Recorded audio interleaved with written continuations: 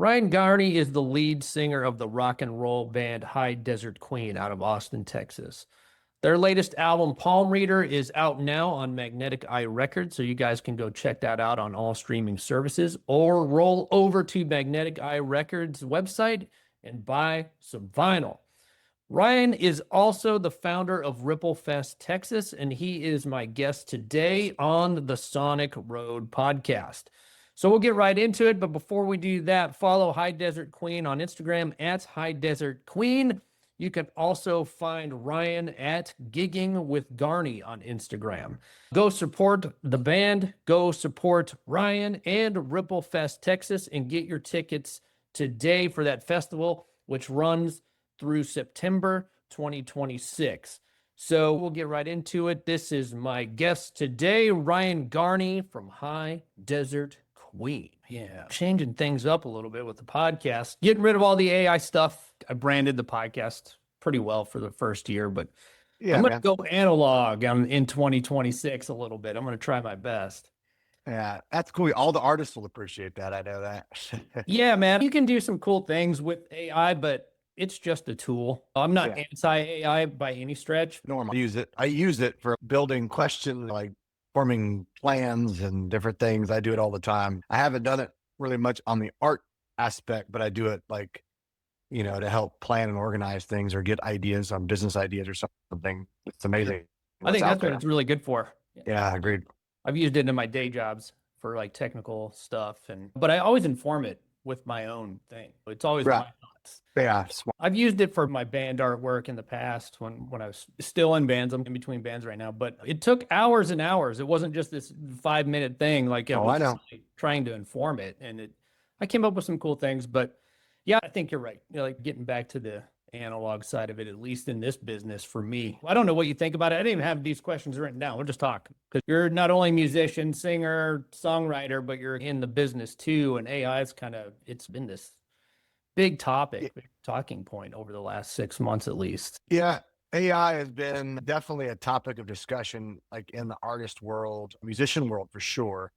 I know that just my band alone, like we were on tour this past summer, and the first thing I started noticing, which isn't necessarily even AI, but a lot of the bands we were playing these festivals with were doing a lot of, and this is not a bone to pick. I don't necessarily have a huge issue with this, but we're using a lot of backing tracks. And I remember going, wow, that's really interesting that I'm like hearing I'm hearing someone sing like a backing yell track or something. And I'm looking around, there's nobody singing it. And then I was like, oh, I'm hearing like a synth or a guitar harmony. And I'm like, okay, that's not happening. So where is it happening? And I'm like, oh, they do backing tracks and they're playing to in ears. So they're all, together. There's a click track or something going on. So it's all played together. And there is definitely some difficulty to that. So I admire it's not easy to do that. You have to be well rehearsed to do that. But it started a conversation in the van on the road going, well, where does it stop? Like, how do we know that anyone's doing what they're doing up there when it gets to a certain point? And then ironically, maybe a few days later, we play a show. There's a guy who came up to us like, man, I really enjoyed you guys. I want to show you something. And they're always sketchy. Hey, come to my car. I got something to show you, right? Oh, okay. What's this gonna be? But he had music he wanted to show us. And he was showing it was like this really crazy, like orchestra metal. And I was like, wow, man, this is intense. And I was like, you got a pretty crazy band. And he was like, no, I did all this. I was like, you did all this. And yeah, I trying to remember the word he used. His first language was German. So I remember giving him the benefit of the doubt when he said, I orchestrated all this. I'm thinking like, man, this guy's a serious musician. He really did orchestrate this. And then I realized it dawned on me that no, he plugged into AI. When he asked for a guitar sound that sounded like this, there was a vocalist, it was like this female vocalist. I was like, oh, this girl can really sing. I realized it wasn't someone singing. It was AI. And I remember like his whole thing is he wasn't like trying to release that music. He had ideas. He was like, I really like your band. I want to write some songs for you to give you guys, and then you can learn to play them and play them. And we were just like, thank you, but no thanks. But it definitely made us stop and think, that's got to be happening. That's got to be happening somewhere. I've already seen and heard AI music that I didn't know was AI. Yeah. And what is it? Recently, there was who topped the Texas, or not Texas, but just the country charts was turned out to be an AI musician. And I'm like, oh man, here we go. And that's terrible. I'm like, that's awful that that's happening. But I think it would be equally as bad for a band to go, hey, let's let AI write this and we'll just learn how to play it. I worry about that too. I feel like we'll lose our creative side and our artistic edge by doing that. Well, the really scary thing, and this is what I mean by it, I think that we've drawn a line in the sand. I think 2026 is going to be a year of change. Hopefully, it's going to swell the underground, this whole scene that we both love. Because what I've seen next, and I didn't see this one coming, but there's AIs ripping off bands. They're saying that they're the band. These AI companies are just putting the band's music into an algorithm saying it's a new song from this band. I didn't even think that was going to happen. I thought that was like wholly illegal, but it's happening. And it's, what are we going to do? I think the solution might be, I don't know for sure, but it might be to just pull, you got to read your service agreement when you're putting this stuff up on Spotify and Apple Music. You got to read the fine print now. The fine print, yeah, for sure. Yeah, that's even like a whole different angle. I don't even know what the angle is on that. Someone who creates songs and posing saying they are this such and such an artist, I don't even see how they make a profit on that. I don't understand it. I don't get it. It's crazy. Yeah, it's wild. It feels illegal. But it's so easy to do. And that's why it's probably done. I bet I can get away with this, or I bet I can do it. And they do it. And it's not about money. It's about, because it's so easy to do. It's not anybody trying to making money off of it. That's what I'm telling you. I could tell, like, when I was listening to this AI music this guy gave me, he clearly was like, I want guitar tone like this band. Write a riff that a band like this would write. Give me a female vocalist in the vein of this artist. And so it's kind of wild. And we're right now in the band talking about, well, the AI won't capture that groove. It's gonna, like, you could tell with listening to these songs, you're like, oh, it is definitely manufactured. It sounds good, but it sounds perfect.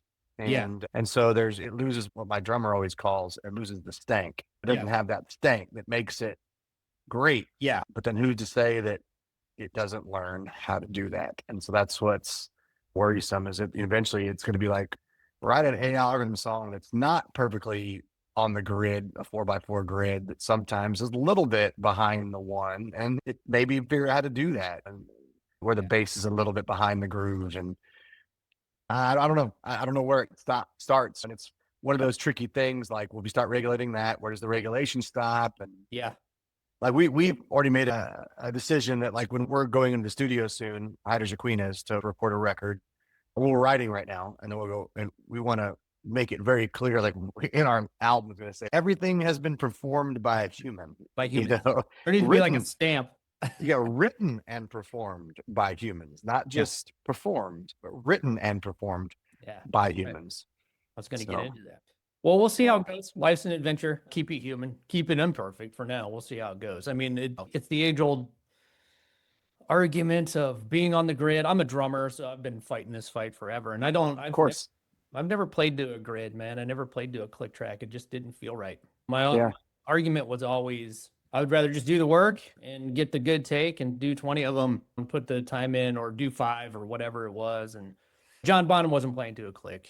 Correct. And that's where we're at. We don't believe in that. I can't say we don't believe it. There's times when we're writing and we're like, hey, maybe we need to, we're all over the place. And so sometimes, because it's not easy to play to a click as well. No. And so sometimes we put the click there to let us find where the right tempo is, where something might be still naturally pulling us in a direction. And we're like, hey, well, let's try to see if we can hone it down to see what sounds better. Right. But when it's time to perform it. It's not. It's because music we feel like, I don't think music in general, but we feel like the music we write, it should groove and move. There's got to be slight tempo changes, pulls and pushes, and everywhere, depending on what kind of song we're writing. Sure. Yeah. And to full disclosure, I've done that exact same thing. If there's a song where there's no drums in the beginning, then sometimes you can use a click to click in. What I've done in the past is we'd use the click for the guitar track or the vocal or whatever it was, and then once the drums came in, I was already counting in, so I kind Yeah. of knew, and it would just switch off because the click would always throw me off. Or I'm always because a little bit on the back end of the beat. yeah, and because certain instruments can come in at different times. Like for Yeah. example, let's say a song starts with a guitar riff. If we want to make sure that it's the right tempo, we might start tracking that song with the click on, and then after everybody comes in for a few seconds, then it drops out. We've done stuff like that, which is that way we know when we're Yeah. tracking later. We're not after the scratch. We know Yeah. where things are supposed to come in. Yeah, for for sure. sure. Another cool thing is I listen to records like this, like bands like the Black Crowes, for instance. Like, one of my favorite bands. Great band. People who listen to this like already know this, but they have imperfect tracks that they've kept on the records, which I think is totally fucking cool, man. Thorn in My Pride on Southern Harmony Musical Companion. If you listen closely to the intro, there's like a sour note. I love it. Fix it. Like those kind of nuances, and they left it there. They're like, Yeah. AI's probably not going to do that. I don't know. No, that's where I do feel like that's where the magic is, or the stank is what my drummer calls it. That's the magic. And Right. it takes a stepping away from your ego to do that, to be able to like, hey, to be okay with it not being perfect. We made a conscious effort on our second record. Our first record, because of just what happened in the world, we went in the studio and tracked like most bands do. We scratch tracked, but tracked the drums. And those are the drum tracks we were going to use. And then a week later, when we were supposed to go back in, the world shut down with the pandemic, and we had to wait 8 months before we could even go back in the studio. And that studio that we started at actually closed down, didn't make it. And so it was a whole other deal. So that album was an anomaly. It was also, we had just become a band. Like Phil and our drummer had just become the drummer, like, and just helped us write a handful of songs. And so it was still very fresh. But on the last record, we made an effort to record everything live in the studio and to do very little overdubs, very little anything, and try to track it live, and to have to be okay with the imperfections. Like, all right, we're going to run this song 10 times, and it's not, oh, we're going to take this part of that one was good and this part. No, from beginning, the best take, that's what we're going to use. That's awesome.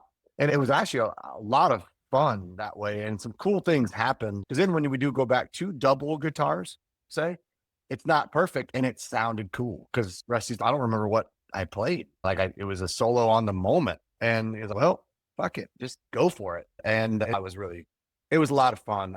We're going to find that middle ground, I think, on this next record, of this being loose, but also honing in on what. That's a third record. Third record's real important, I feel like, for a band, of really trying to hone into who we are and what kind of music we truly want to write. First record was the guitar player and I kind of writing songs back and forth. Second record was like, hey, let's all get in together and jam. And now the third record is, oh, we've been a band now. What do we want to do? So it'll be cool.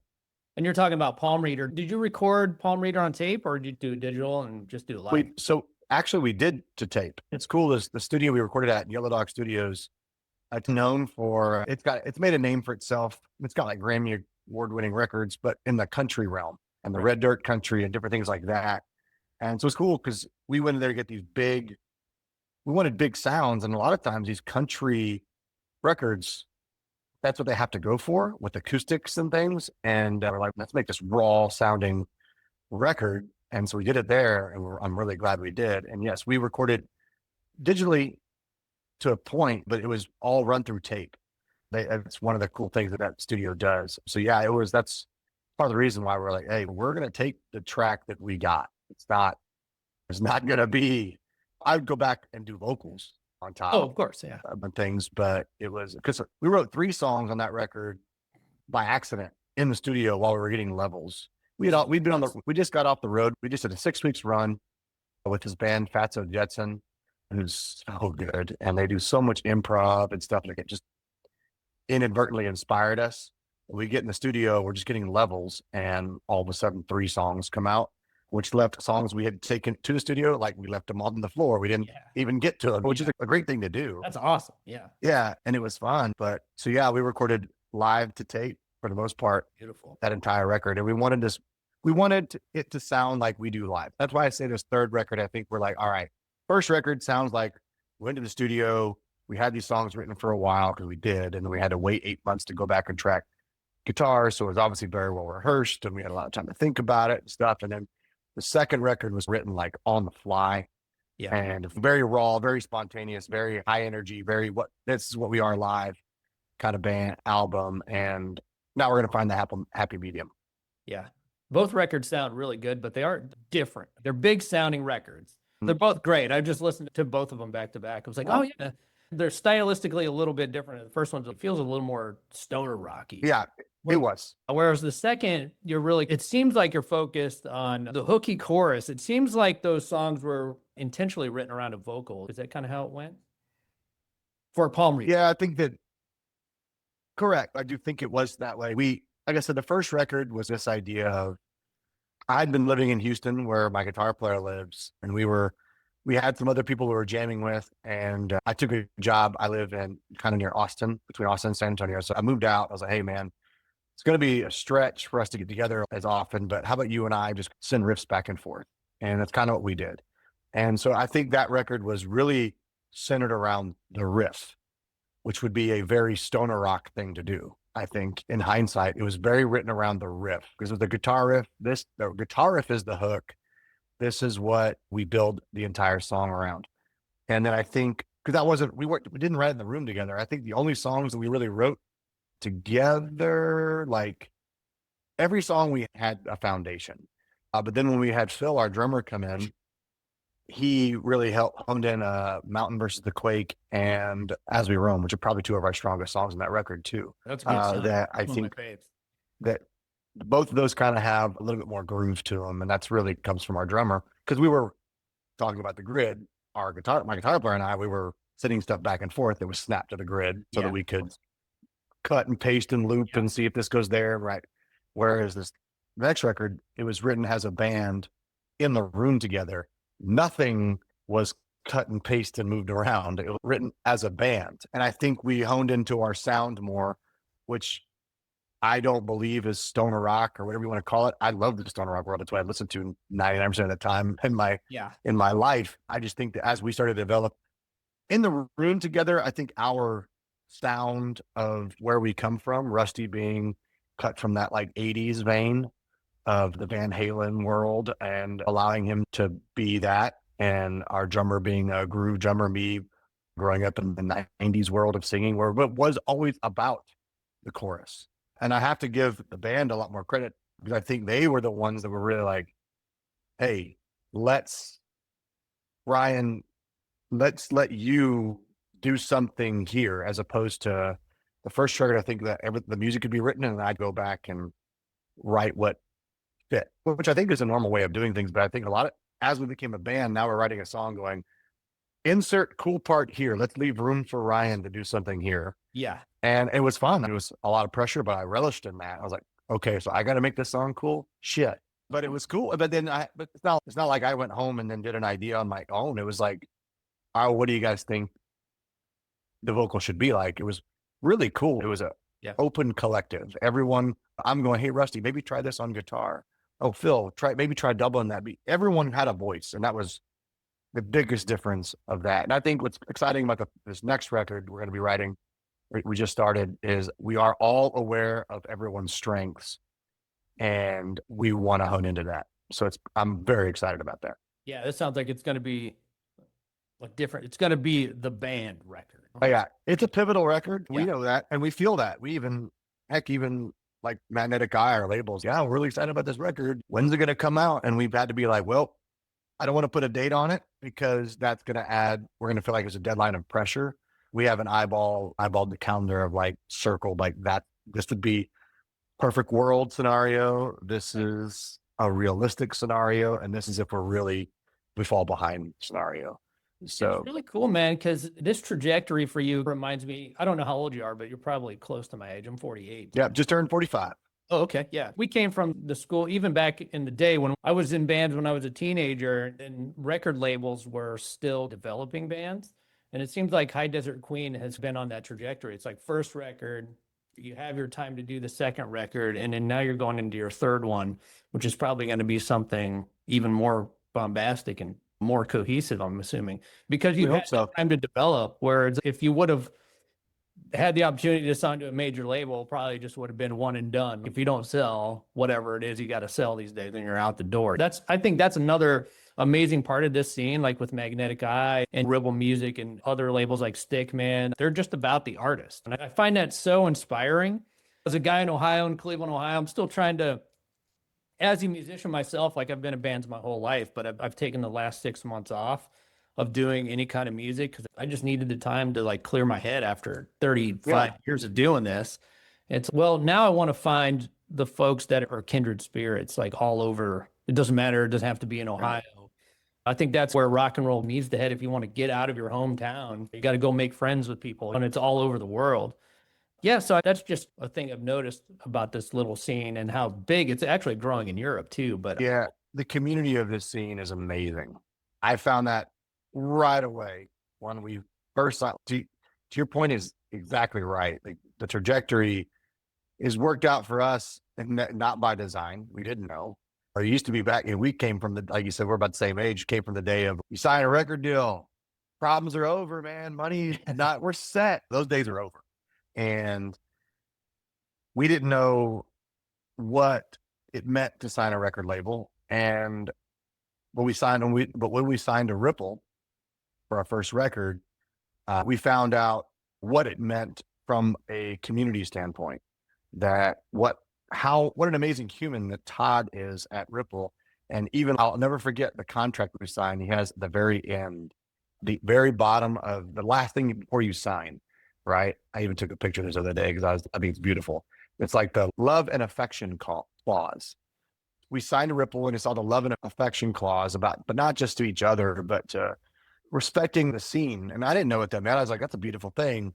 And then I knew as soon as we started having music released in the scene and the amount of friends that we met that were so supportive and but so genuine and so appreciative of this underground, that the appreciation that we were making music, not to, we're not trying to sell 1 million records. If it happened, awesome, but it's not like we didn't sit in the room and go, all right, guys, let's get famous. That's not even the goal. It's about creating something that we believe in, that I would want to listen to as well on my own.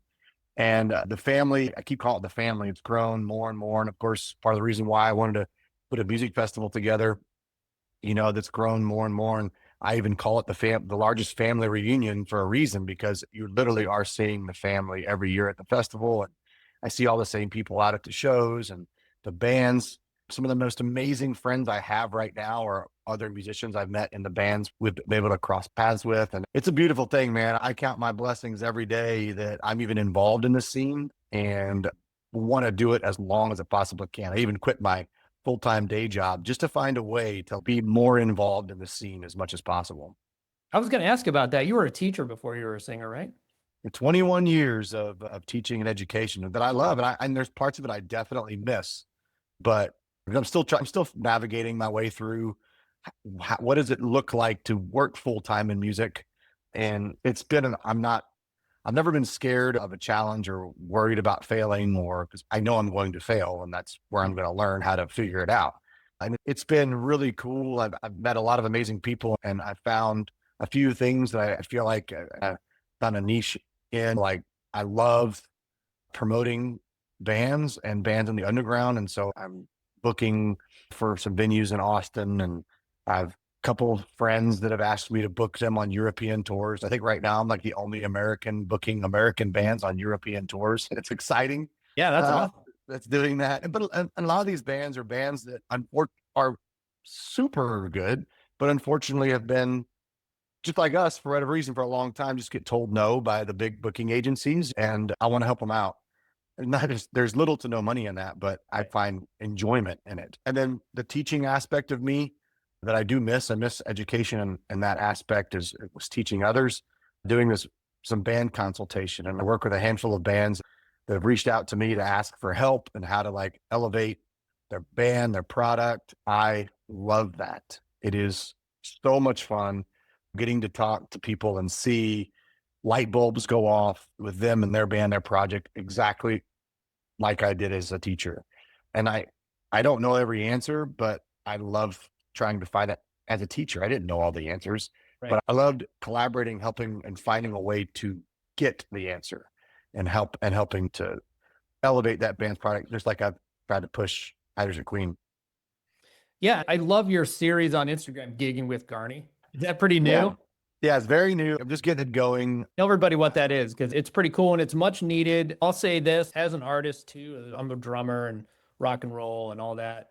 And it's taken a long time to get the business aspect of it. But it's always frustrating and it's always a struggle when you're talking. This has been my experience.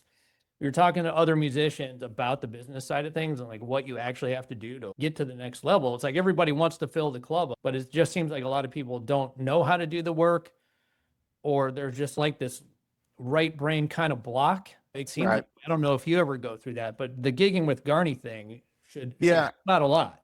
Yeah. I started doing that to give tips because I do believe that what I've noticed a lot in the scene is that with bands that I've met and worked with and whatnot, that a lot of bands are like, okay, they can figure out maybe the music, the hard part, which some people can never get started, is by the idea of making good music. Yeah, And then that's it's number one. right. And then it's at that point, then they don't know what to do.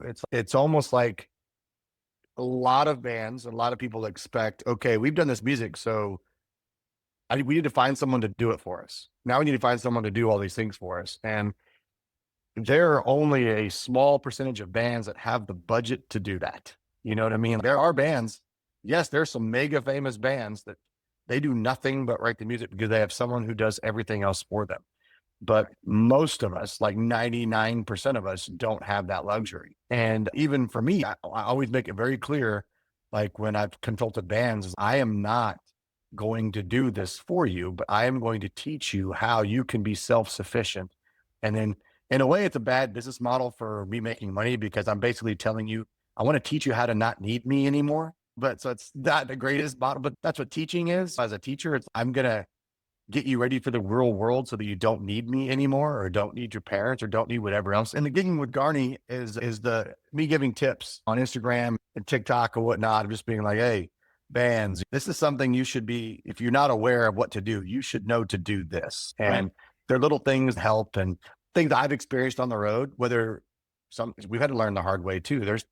I didn't wake up new to do all these things. Not innate So knowledge. yeah, a lot of times the tips I'm giving are things that I've had to screw up at.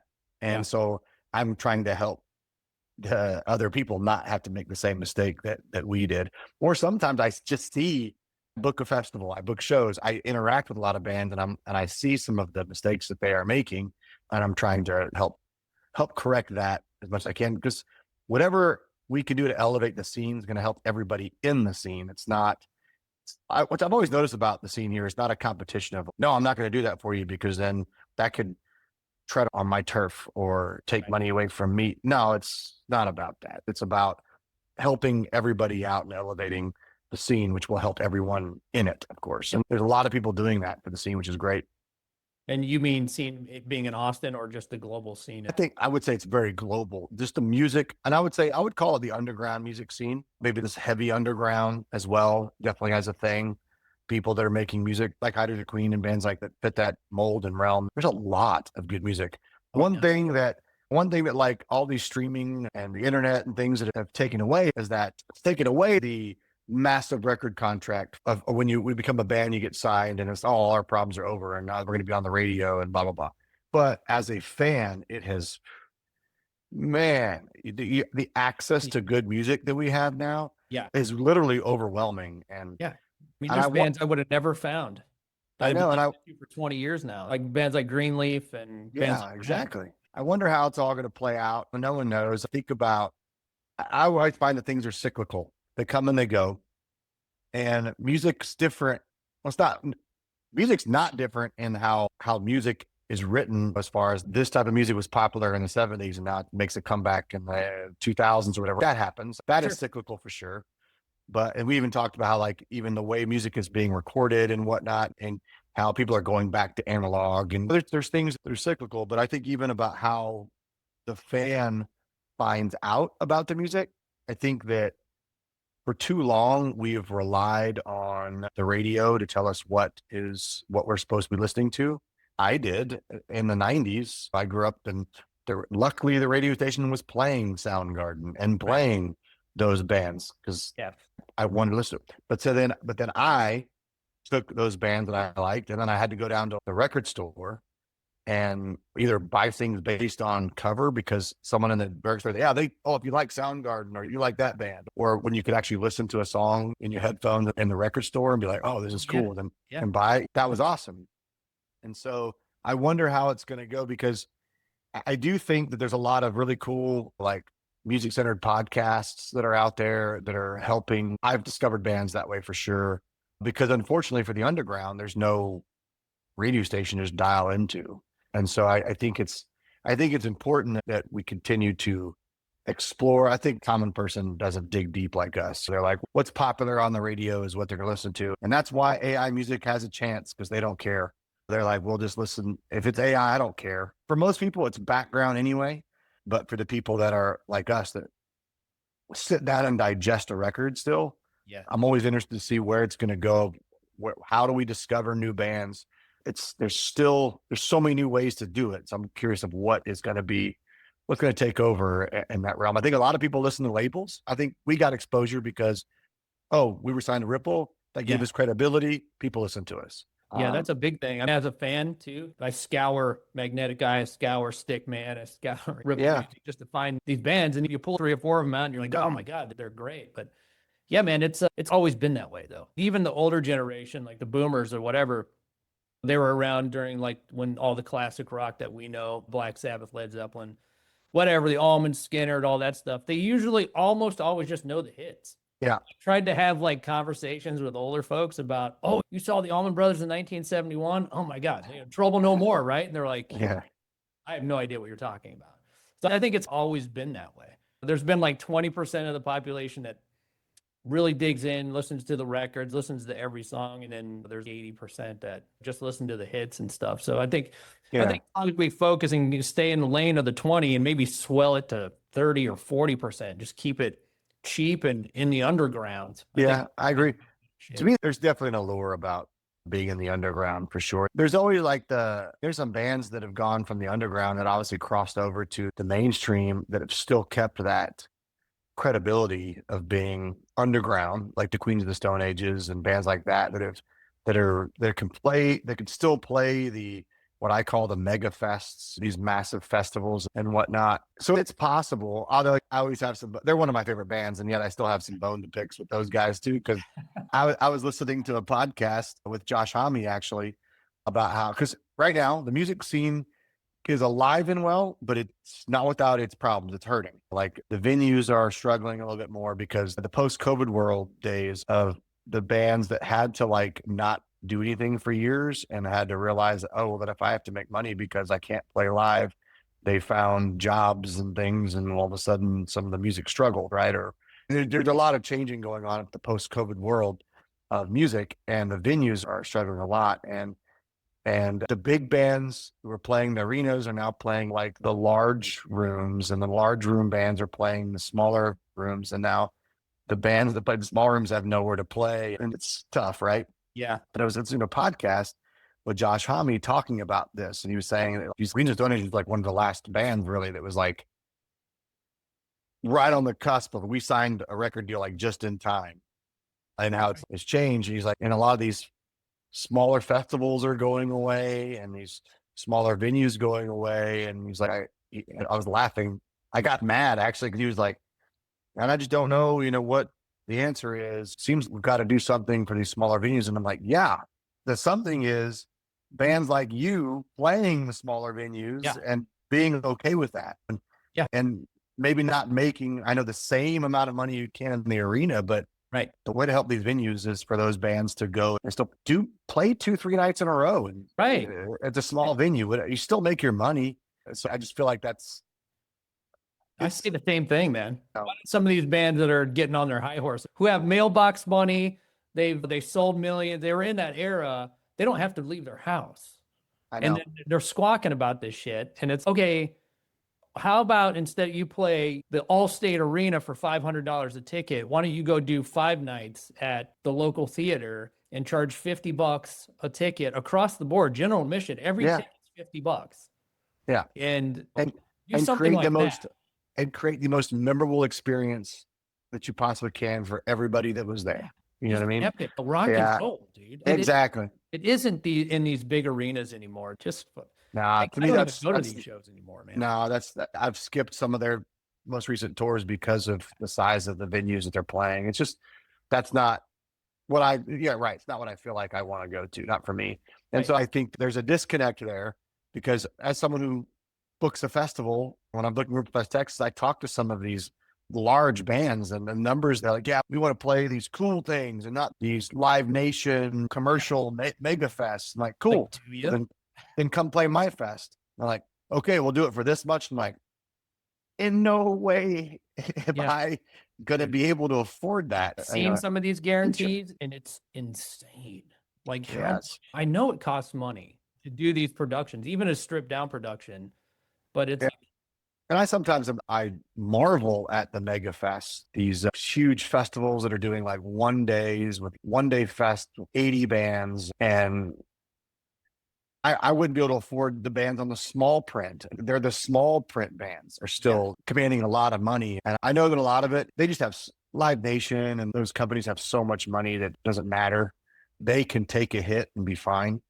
But they're getting sponsorships and it's corporate and everything. So I've learned about this whole world at being involved in that side of things. And it's definitely eye opening. It's frustrating, but it also makes me feel like I get more motivated. You know what? I'm going to do this. I'm going to fight for the little guy, the independent, and the venue that I book at in Austin, the Far Out Lounge. Like we deal with the Live Nation world. We sometimes get used. Like I'm making an offer to a band. They're like, okay, we need this much. I'm like, okay, we'll do it.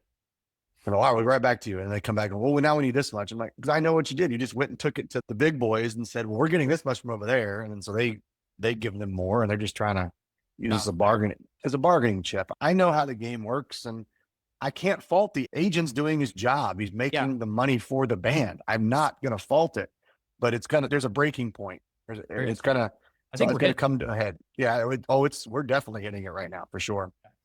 Well, you organize Ripple Fest. Get into that a little bit. Let's talk about the small festival versus the big festival and any kind of details you can share. I think it's important for people to know. Like, how did you get into that world? How did the first time go? And then how do you scale something small to a point that's manageable? Yeah. Well, a lot of trial and error, I'll tell you that. But it started when we got signed to Ripple. I had seen there'd been other Ripple Fests and I hit up Todd Severin from Ripple, the CEO, say, hey man, how do we do one of these Ripple Fests? I'd like to do one in Texas. And he goes, well, I don't do them. They've all been like band led. I've never done it. And I was like, cool, I'm going to do this. And then I was like, shit, I actually got to do this. I don't know what I'm doing. Yeah. And I started it with a 1 day. I think I had like 12 to 14 bands. It was 1 day.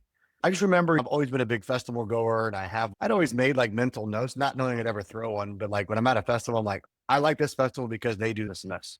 And I'm like, oh, you know, it would make this festival better if they did this and this. And I narrowed it down to some of the biggest pet peeves that I had. And when I started the first festival, I had no idea it was going to become an annual thing, but I did it. And I go, well, a couple of things I don't want to have happen. I don't want to have any, but I knew I didn't want to have any band overlap. I was like, when you buy a ticket to see the bands on the bill, you should have the opportunity to see all of those bands. You don't have to, but you should have the opportunity to. Because I can't tell you how many festivals I've gone to where I've had to make decisions. Well, this band's playing at the same time as this band. I want to see both bands, but I can't. So I have to make a decision. And so I was a big pet peeve of mine. And it went really well. It was also coming right out of the pandemic world and people were just so excited to get out and see live music. And I had to push it back several times because we didn't know when the world was going to open and the bands were really flexible. And that year I booked every band that had something to do with Ripple, whether they be on the Ripple label or not.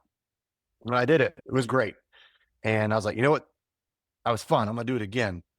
And we definitely took it up a notch. We went straight to 4 days and major productions and stuff and got some big bands and lost a lot of money, but it was okay. It was like, we did it.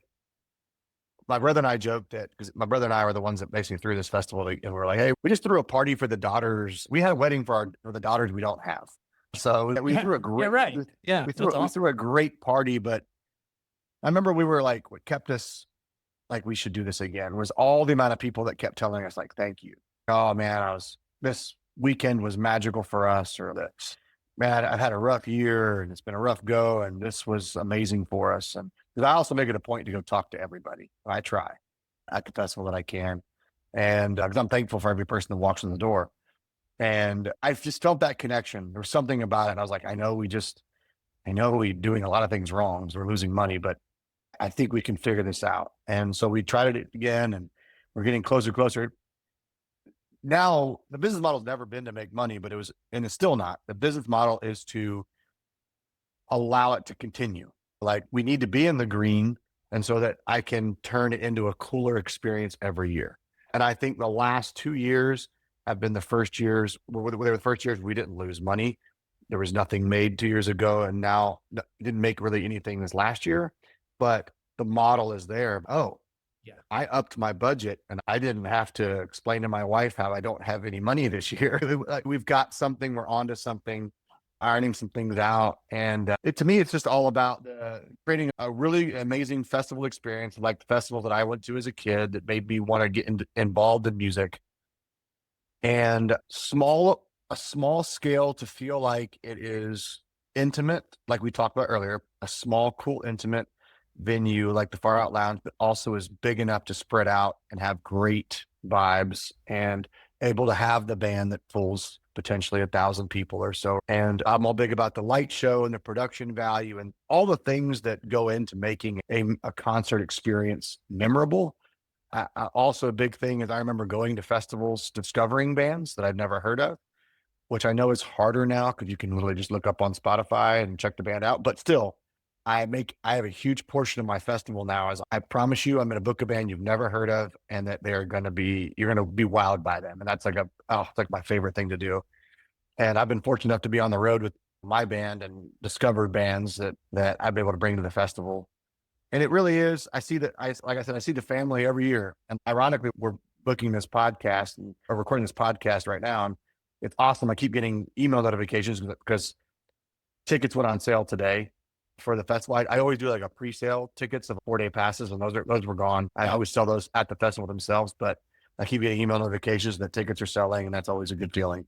Okay. And the thing is, I get to see who it is too. And I'm like, oh yeah, it's like I'm like on a name basis with all these people now. It's awesome. The family really is getting back together, and I always say it's the family reunion you actually want to go to. And I we need to keep know about this. it. I'm thinking about coming out. I'm grabbing a buddy and might come out and maybe just Yeah, there with you guys. I don't know. yeah, man, it would be great. We would love Should to I have get you them out early? down. Because it sounds like it might sell out. Yeah, luckily the venue is large, but the earlier you get them, the cheaper they are. I've only announced 10, 11 bands that I announced initially, and I'm working on some really cool things, some really bands that I've been working on for years that I pray are going to come to fruition this year. And I'm excited, but as I announce those bands, the prices will go up. Knowing what my budget's at, because of the bands I'm getting, I should raise ticket prices now, but nah, my model is always be the same that it has been. And that's, you can get your tickets now, and they'll go up as tier 1 sells out. And then there's tier 2 and tier 3 and whatnot. And I want to be able to do that. It's like I said, it's about, because I also know these festivals that I've gone to, I'm like, holy shit, I want to go to this fest. And I look at prices and I'm like, $600 for 1-day pass or a 2-day pass. That's insane. People don't have the disposable income for that anymore. People don't. And I know It's crazy. It's like, I know, let's do this shit. Yeah. I know, but I've also noticed that because That's of just that, to get in too, by the way. I mean, Jesus. before you buy all the merch and stuff too. And so I know that the people that come to my festivals also are going to buy up all the merch for the bands, which keeps the bands alive. Yeah. And so I don't want people to have to make a choice of, oh, well, I can only see this band or that band because they play at the same time. I also don't want people to have to make a choice of, I only have the money to go to this festival or that festival. And so I keep my prices as low as possible as I can, while still keeping the production value and the lineup as good as I possibly can. And that's where we're at. And I'm happy with how it's going. I have a cap of like where it goes. I don't ever want it to get to be this big. And Because I've also, there's a fine line. Talking about Live Nation earlier, I've seen this battle where you start getting big enough, they try to put you out of business. I've seen it happen. They'll either buy you out, or what most of the time what happens, they'll book another festival around the same weekend as yours, and with a lot of bigger bands not caring to lose money, but they put you out and you're done.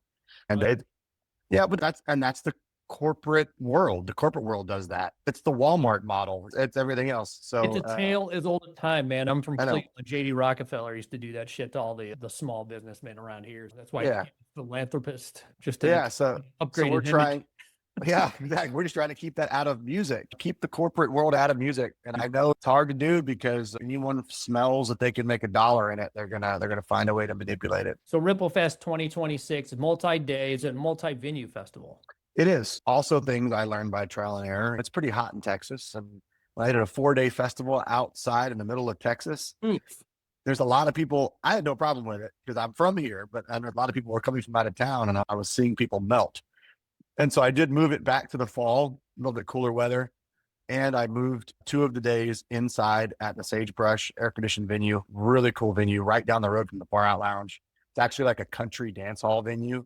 So the acoustics in there are insane. I think I have a lot of people tell me that they actually prefer those nights because of, well, one, it's air conditioned, but they just also the stage and the sound in there is so good. And then you get your 2 nights or 2 days of outdoor festival going the Friday and Saturday at the Far Out Lounge. So our pre-party and after party, that's what I technically call them, is at the Sagebrush, and then the Friday and Saturday, which is technically the festival, is at the Far Out Lounge in Austin, both in Austin. Cool. And tickets are on sale now. Yeah. Can we go through some of the lineup that you have so far? I know you probably got some things. Oh, I have a lot of things in the work, and I already have a lot of things confirmed and ready to roll that I'm going to start announcing soon. I wanted to give people a chance to buy like a cheap ticket right now before I announce. Just this, to me, it's the model that should be what festivals should be doing. And there'll be more announcements probably after the new year. But yeah, we've already obviously announced the first band I was excited to announce was Greenleaf. Yeah, super excited. I just talked to Arvid. I was like, yes, about time you fuckers come to America. God damn it. Yeah, and it will be their, so Ripple Fest, Texas will be their first ever American show. And I'm really excited that's happening. Yeah. So the first American show ever will be happening at Ripple Fest, Texas. I'm going. And it'll be awesome. You sold it to me. I'm going. Yeah, it's gonna be epic. And another band from Germany, I got Daley Thompson. They're from Germany. Daley Thompson, a great band. I was fortunate to play with them a few times at festivals in Europe with Hydrogen Queen. And I'm always like pulling my European bands too, right? That's what I'm plugging first because that's hard to see them. Kal-El from Norway, an amazing heavy band that's coming over. Then they're friends that are amazing that everyone should know about. They're called Plane Drifter. They're from a small town in Germany, and we've played 6 or 7 shows with them now because they're amazing. But it's one of those bands that no one will have heard of, but I promise you it'll be good. And then of course, like I've announced Freedom Hawk, great band from Virginia Beach. They're stalwarts of the scene. Solace, a band that's resurfaced after a while. Yeah, they've been around a long time. Yeah, Hydrogen Queen, of course, we're going to play my festival. That's a given. Some regulars like Thunder Horse will always play my festival. They're an amazing band that if you've seen them, you'll love them. Cool. So no one's ever going to complain that I bring that band every single year. Right on. So yeah, there's a good handful of bands. Robots of the Ancient World, Baracho, Blue Heron. Those are the bands I've announced so far. Okay, amazing. We'll keep an eye out for the rest of that, dude. Super excited for 2026. It's going to be off the chain. A lot of amazing records coming out. A lot of bands going on tour. It's going to be a good year for music. I'm actually very excited about where it's going to go. I keep getting emails about, hey, this band will Ripple Fest because they're going to have this record out. I'm like, oh, you're releasing new music? That's awesome. I'm hearing there's a lot of good things in the works. I feel like the scene is, like I said, stronger than it's been in a long time, and it's only going to get stronger. But we have to keep fighting the good fight of keeping the independent thing going. Yeah, for sure. Yeah, that's why I'm doing this. Yeah. It's only way too at this point. Like I encourage others to start podcasts and start talking too. But same. I think it's awesome. Yeah, it's great what you're doing, man. I'm probably going to snag my ticket this weekend or maybe next week, but right after the holidays, maybe I'll risk it. On. I got to see Greenleaf live. I've talked to Arvid. I'm not sure if they're doing more dates. They might. I'm sure they will. They have to when they come over here. A lot of the European bands are struggling to get over to America, which is what a lot of fans don't understand with the visas and stuff like that. It's very Right. expensive to get here. Any European bands that you love that are coming to the United States, any of you US fans, just go to the show, man. Just go. Yep. Got to support them. Absolutely. Got to support them because Yeah, absolutely. I see how spoiled Germany and those places get. I've gone over there. Yes, And then it's because amazing. they have all these festivals. And so we're able to like pour between them. And people are like, why don't we have that here? And I go, because there's no festival here. Like, and I've been helping people put festivals together. I don't see it as direct competition to me. It's elevating the scene. My buddy John Gist out in Vegas does a great job at Planet Desert Rock. He's got a cool niche thing he's going there. But there's other people that got to do this to help bands come over and have a reason to tour from Europe. And America's bigger. It's massive. You daisy chain that shit together. Texas to Vegas to maybe Colorado to get out to Ohio. We could probably do one out here. Yeah. Well, maybe we'll get into that scene later. You've got a cool one coming though. Missions of the Monolith is back. I know. Happen, yeah. That's old school festival, man. I went to, God, they used to have that in like a small place called the Night Bingy. It was like a farmhouse, if I'm not mistaken. It's been so long ago now, but it was the Night Bingy out in Youngstown. It was like this old school farmhouse. I saw Clutch there 20 years ago. Allegedly, I could not see the band.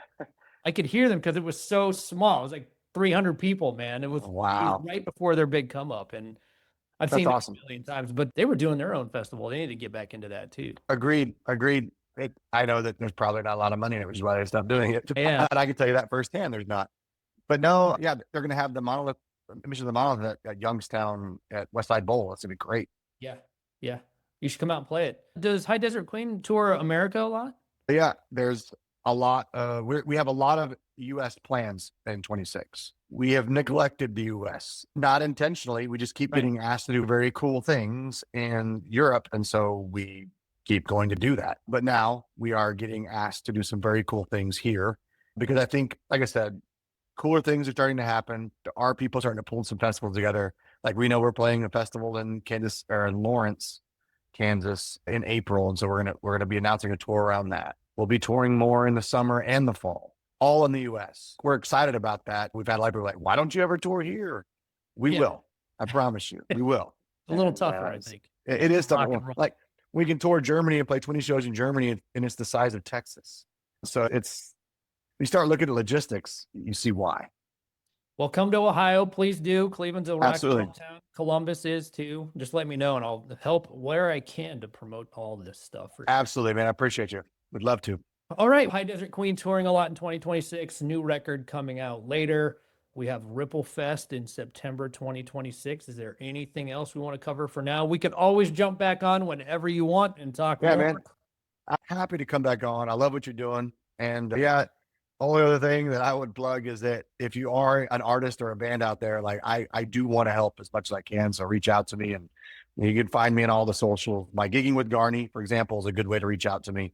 Like I love doing the consulting and the teaching, man. That's my wheelhouse. I might even be doing it, man. I'm trying to get a couple dudes that want to rock and roll. So if I can get some songs together, maybe I'll give you a call. Because by all means, I'm done with just the local scene. There's nothing wrong with it, but anything I do in the future, I want to expand it out a little bit. I want to push a little bit harder. If you want to ever elevate your art, you have to step out of where you are. You have to step out of, and that's in genre, that's in comfortability, that's in your scene, everything. You have to step out of it. And so that's the only way you're going to grow. I would have never thought that I'd be doing the things I've done. It's because we said, it's scary, but we're going to go do it. And like, even the first Europe tour, we're like, we may lose our ass, but I don't care. We're going to do this. And even as a singer, oh man, being scared of having to play like 30 shows in a row. I don't know what my voice is going to do, but my voice has gotten stronger because of that. Like the drummer, everyone improves by doing that. It's just, you all know, the road is the true teacher, and you grow so much from the road for sure. Yeah, absolutely. It's a thresher, and if you come out successful, then you're way better. That's for damn sure. The more you absolutely play, the better for sure. 100%. Ryan, it's been great talking to you, dude. But any closing words? Oh, you know what I want to do? I want to do with this podcast in 2026 with all my guests is, you've already given a shout out to a lot of bands, but what's like a pay it forward thing just to try and build this community? Because I can give you one, you give me one, and I'll listen to it and spread it. I already have a list of the bands you just mentioned, but what's one that you're totally obsessed with? And I've actually, so a new band that I'm obsessed with. You can give me 10. It doesn't matter.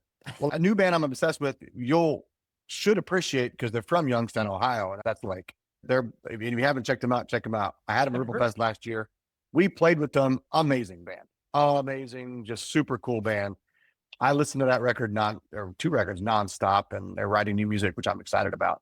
Okay. I've been like diving back recently into, there's a lot of like bands that came out of the 90s that I missed for whatever reason. And that I listened to a little bit but never really dove in, and bands, and that ironically I started listening to it and now I've resurfaced, like Unsane. I got really big into Unsane, and now they're doing an occupational hazard tour. And I'm like, that is super cool. I might get to actually see them live. There's an old 90s band that a buddy of mine, Jason Casanova from the band Sasquatch, who went on tour with us recently. Yeah. I asked him, like, hey man, what's a record from the 90s that I may have missed? And he hit it nail on the head. Bark Market. I'd never even heard of Bark Market. And I believe Market.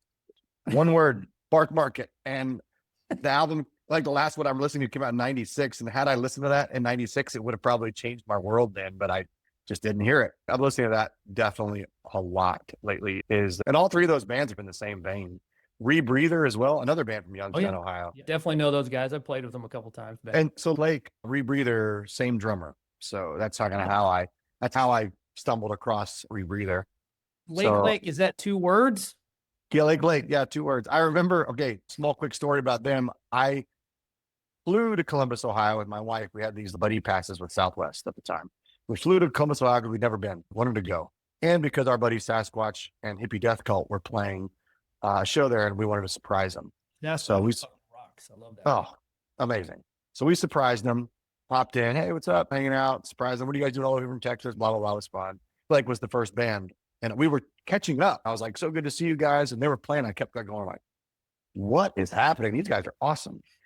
And I was distracted a lot. And I saw maybe their last 2 songs.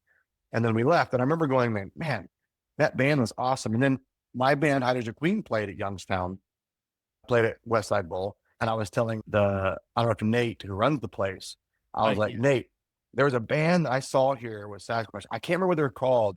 I think it was Lake something, but I know it was 2 words. He's like, what's Lake? And I go, well, I would never thought that it was the same word twice. Lake. Bizarre. I go, they're cool. He goes, they are awesome. He goes, yeah, drummer's right there. What? So I went over and talked to him and was like, y'all want to come to Ripple Fest? Yeah, cool. And that's how they had them down there. And they're an amazing band. Super cool. Awesome. Yeah. But what about you, man? What do you listen to? I need to write it down.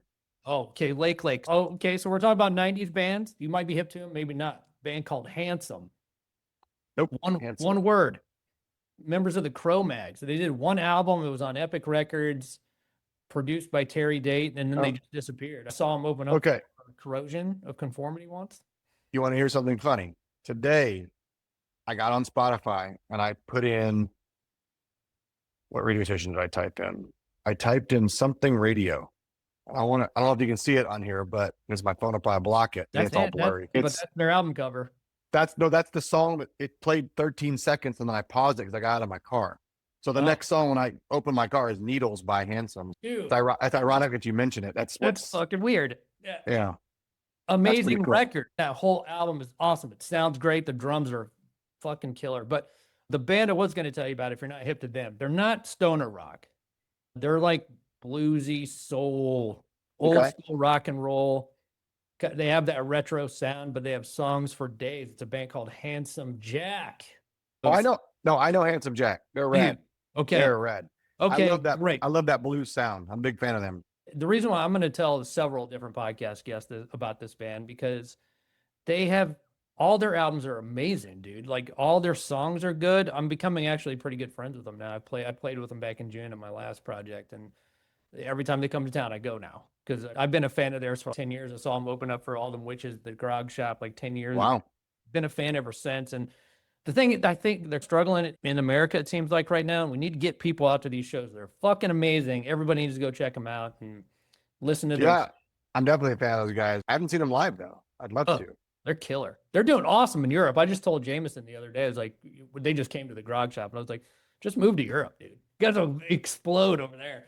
But yeah, man, hopefully they grow. They have a new album coming out in February. So I wanted to let you know. But you're already hip, dude. Handsome. That's a random band that nobody really knows. But they're so fucking good. That's a masterpiece record. And then Handsome Jack. Those would be Cool. Awesome. And Handsome, when you think of Handsome Jack, it has that blues sound. You should check out Left Lane Cruiser. Left Lane Cruiser. They're a two-piece. The guy plays a steel, like not steel. He plays actually a normal guitar, but with a slide at all times and a drummer. Amazing. Really cool band. I got it listed down here. We could in that same vein. Oh, I know, dude. We could spend the rest of our afternoon doing this. There's so much good music out there. Well, if you don't come to Ohio before September, I'll get out to Texas. I've never been to Great, Austin, man. so it'd be fun to go out there and check it out. And just maybe we can get out there and bring this podcast out there. I want to try and start getting out the shows and actually doing them live, because I used to do them with bands at the venues. So yeah, man, I'd love to do that. And you got to come experience Austin. It's a great city. Yeah. I make it a point to, my festival starts like around 4:00. So you have your time to go out and explore Austin and make it for the shows. Like I didn't want to start things at 10 a.m. or whatever and make it impossible to, like, because people I know are going to be traveling from out of town. And so I want you to also come out of town and experience, and we'll shut down at 11 or 12 o'clock at night. If you want to go hit the bar scene, you can do that. That's all available. Perfect. It'd be cool. All right. Anything else before we sign off, my man? No, man, I appreciate you. I always just say that I love what you're doing. And for me, it's all about love. I always say it's my gigging with Garney. It's like love comes first and music comes second with me. And I appreciate what you're doing, because you're only doing it for the love. It's exactly what I'm doing it for. So I appreciate it, man. No, zero at all. It's actually negative money in this for people like us. For sure. But money's meant for spending, so it's all good. All right, man. High Desert Queen rocks. We can't wait for the new stuff. And Ripple Fest 2026. 2026 is going to rock, y'all. Yeah, much love, man. See you later.